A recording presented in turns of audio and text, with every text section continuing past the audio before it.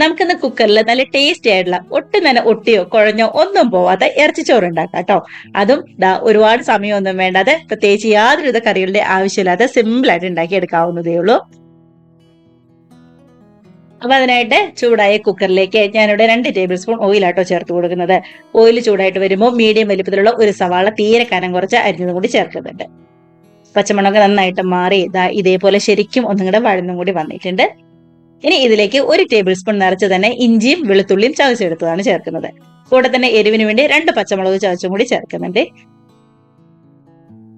ഗ്യാസിന്റെ ഫ്ലെയിം ഒരു മീഡിയത്തിൽ മാത്രം വെച്ചിരുന്നാൽ മതി കേട്ടോ. ഓയിൽ കുറവാണെന്ന് തോന്നുകയാണെങ്കിൽ കുറച്ചും കൂടി ഓയിൽ ഈ സമയം ചേർത്ത് കൊടുക്കാവുന്നതേ ഉള്ളൂ.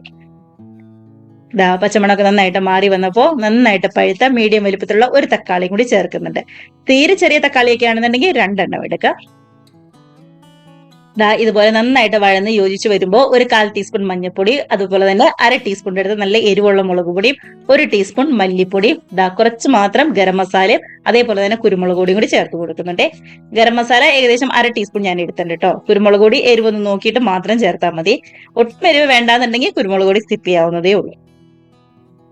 ഗ്യാസിന്റെ ഫ്ലെയിം ഈ സമയം ഏറ്റവും ലോ ഫ്ലെയിമിലാട്ടോ വെച്ചിരിക്കുന്നത്. ഇല്ലാന്നുണ്ടെങ്കിൽ പൊടികളൊക്കെ പെട്ടെന്ന് അങ്ങ് കരിഞ്ഞു പോകും. പച്ചമുളക് നന്നായിട്ട് മാറി വരുമ്പോൾ നന്നായിട്ട് കഴുകി വെള്ളമൊക്കെ കളഞ്ഞു വെച്ചിരിക്കുന്ന 1/2 കിലോ ബീഫും കൂടി ചേർത്ത് കൊടുക്കാം. ഒരു പിടി മല്ലിയിലയും കൂടി ചേർത്ത് മസാലയായിട്ട് നന്നായിട്ട് ഒന്നും കൂടി യോജിപ്പിച്ചതിന് ശേഷം നമുക്ക് വേവിക്കാനായിട്ട് അടച്ചു വെക്കാം. ഞാനൊരു 1/2 കപ്പ് വെള്ളവും കൂടി ചേർത്തിട്ടാട്ടോ വേവിക്കുന്നത്. ശരിക്കും ഒന്നും കൂടി മിക്സ് ആക്കിയതിന് ശേഷം മീഡിയം ഫ്ലെയിമിൽ ഒരു 3 വിസിൽ വാട്ടോ ഞാൻ കേൾപ്പിക്കുന്നത്. അപ്പൊ ഓരോരുത്തരുടെ സൈഡിലുള്ള ബീഫിന്റെ വേവ് അനുസരിച്ച് വേവ് ഒന്ന് നോക്കിക്കോളൂ കേട്ടോ. അടച്ചു വെച്ച് 3 വിസിൽ വന്നതിന് ശേഷം നമുക്ക് ഓപ്പൺ ചെയ്ത് നോക്കാം.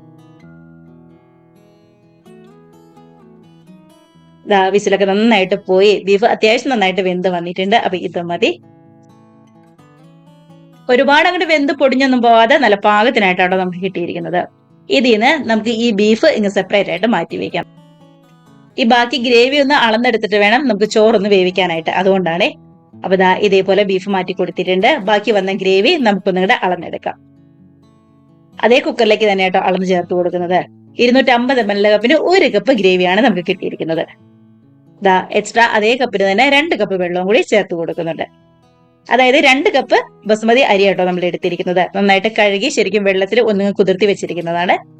1 കപ്പ് അരിക്ക് 1.5 കപ്പ് വെള്ളം എന്നുള്ള രീതിയിലാട്ടോ നമ്മൾ ചേർത്ത് കൊടുത്തിരിക്കുന്നത്. ആവശ്യത്തിന് ഉപ്പും കൂടി ചേർത്ത് നന്നായിട്ട് മിക്സ് ആക്കി ഇതുപോലെ ഒന്നുങ്ങ് തിളച്ച് വരുമ്പോൾ റെഡിയാക്കി കഴുകി വെള്ളമൊക്കെ ഊറ്റി വെച്ചിരിക്കുന്ന അരിയും കൂടി ചേർത്ത് കൊടുക്കാം. ഇതുപോലെ നന്നായിട്ട് ഒന്നുങ്ങ് മിക്സ് ആക്കി എടുത്തതിന് ശേഷം നമ്മൾ മാറ്റി വെച്ചിരിക്കുന്ന ബീഫും അതേപോലെ തന്നെ ഒരു പിടി നിറച്ച് മല്ലിയിലയും കൂടി ചേർത്ത് നമുക്കൊന്ന് മിക്സ് ആക്കി കുക്കർ അടച്ച് വേവിക്കാനായിട്ട് വെക്കാവേ. ഇതിപ്പോ ഒറ്റ വിസിൽ മാത്രം കേൾപ്പിച്ചാൽ മതി. അതും ഫുൾ ഫ്ലെയിമിൽ പെട്ടെന്ന് തന്നെ ആയിട്ട് വന്നോളും. ഒരുപാട് സമയം ഒന്നും വേണ്ടി വരില്ല. അതവിടെ ഇരുന്ന് റെഡിയായി വരട്ടെ. ഗ്യാസ് ഓഫ് ചെയ്ത് വിസിലൊക്കെ നന്നായിട്ട് പോയതിന് ശേഷം ഇതേപോലെ നമ്മളിങ്ങോട്ട് തുറന്ന് നോക്കുവാണേ. കണ്ടോ, പ്രഷറൊക്കെ നന്നായിട്ട് തന്നെ പോയിട്ടുണ്ട്. ഇത് പൊട്ടും തന്നെ ഒട്ടിയൊന്നും പിടിക്കാതെ നല്ല അടിപൊളിയായിട്ട് ഇതേപോലെ നമുക്ക് കിട്ടിയിട്ടുണ്ട് കേട്ടോ. ഇപ്പൊ കുക്കർ തുറന്ന ആ വലിയൊരു ചൂടുണ്ടല്ലോ, അതൊന്ന് ആറി ഒരു 2-3 മിനിറ്റിന് ശേഷം മറ്റൊരു പാത്രത്തിലേക്ക് മാറ്റി സെർവ് ചെയ്ത് നമുക്ക് കഴിക്കാവുന്നതേ ഉള്ളൂ.